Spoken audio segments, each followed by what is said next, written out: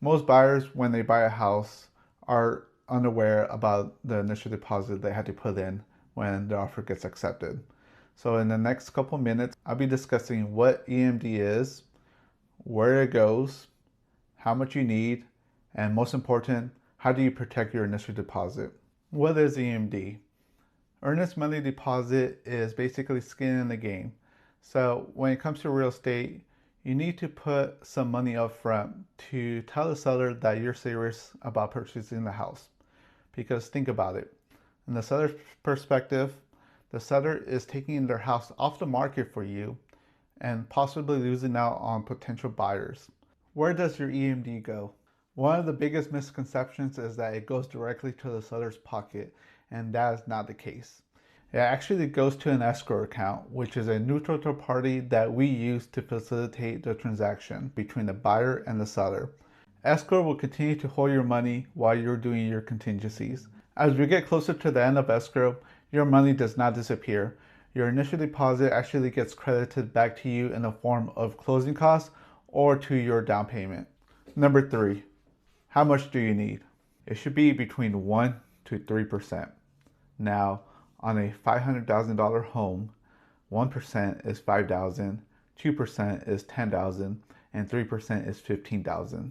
So depending on your market, if you're not in a hot market, you should put 1 or 2%, so you're not putting so much of your deposit at risk.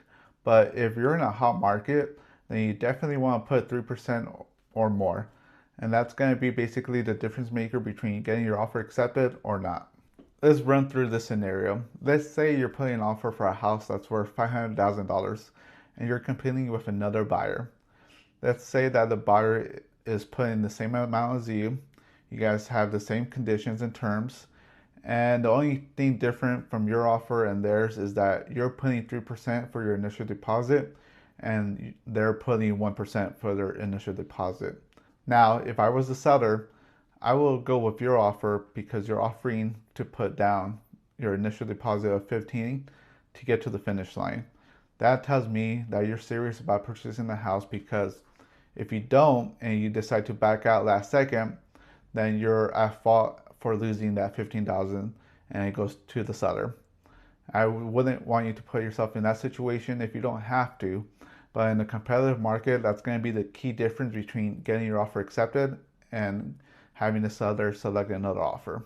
Now, there are ways to protect your EMD, which leads me to question number 4. How do you protect your EMD? There are 3 ways to protect your deposit. Number 1 is going to be your inspection contingency.